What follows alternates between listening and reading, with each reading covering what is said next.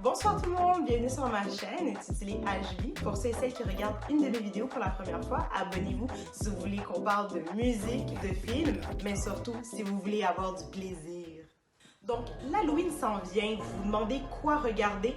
Eh bien, j'ai décidé de faire une petite vidéo aujourd'hui pour vous présenter mon top 5 des séries à binge-watch sur Netflix. J'ai choisi des séries un peu mystérieuses, fantastiques, suspense, donc vraiment thématique Halloween. En 5e place, j'ai choisi la série Sense8. Sense8, pour ceux et celles qui ne sont pas familiers avec la série, s'est fait connaître notamment après la saison 2, lorsque Netflix a décidé d'annuler la série. Bien sûr, tous les fans ont pris panique car la série s'est finie en suspense.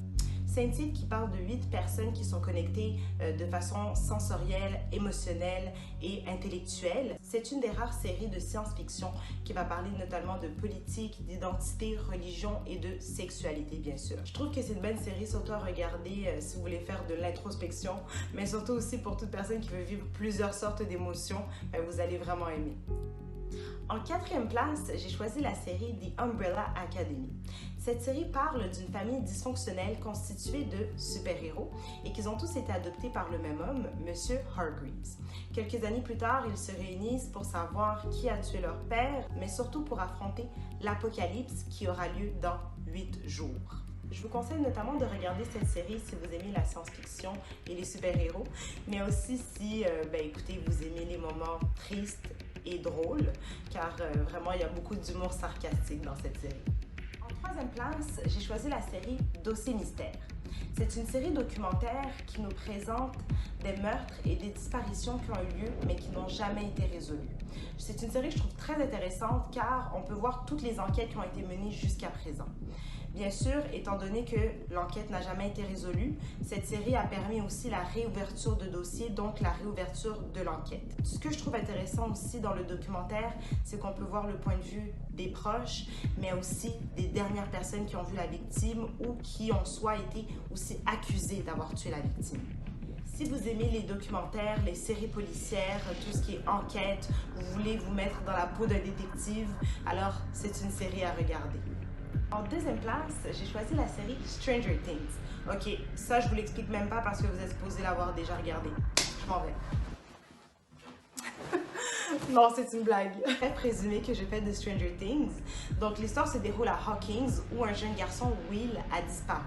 Ses 3 amis décident de partir à sa recherche et en partant à sa recherche, ils tombent sur un nouveau personnage qui est 11, jeune fille qui a des super pouvoirs.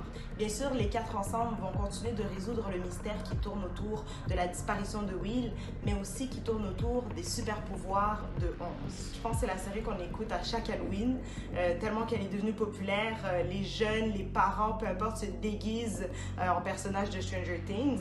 Donc vraiment, si vous voulez avoir du suspense, science-fiction, super-héros, mystère, des pleurs, des rires, je sais pas, des histoires d'amour, allez regarder Stranger Things. Finalement, en première place, j'ai choisi The Haunting of Hill House.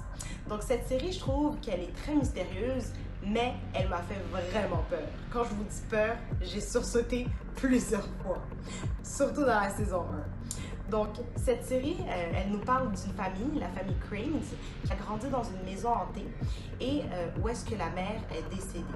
26 ans plus tard, on suit les mêmes personnages et on voit comment cette maison hantée les a affectés et aussi comment le décès de leur mère les a affectés. Vraiment, si vous aimez tout ce qui est mystère, suspense, que vous voulez sursauter un peu, je trouve que c'est la série parfaite à regarder.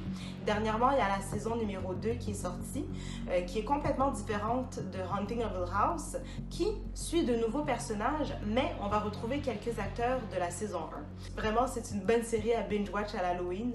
Vous pouvez la regarder seule. Sinon, c'est une bonne série aussi à regarder avec des copains ou copines. Sur ce, j'espère que vous avez aimé mon top 5 et que vous allez binge-watch l'une des séries sur Netflix. On se revoit la semaine prochaine pour une autre vidéo, toujours sur la même thématique, horreur, mais cette fois-ci, nous allons parler de films. N'hésitez pas à m'écrire dans les commentaires votre top 5. Quelle série avez-vous l'habitude de regarder, vous, à l'Halloween? Et bien enfin, si vous avez aimé ma vidéo, cliquez sur le bouton like et surtout partagez et abonnez-vous.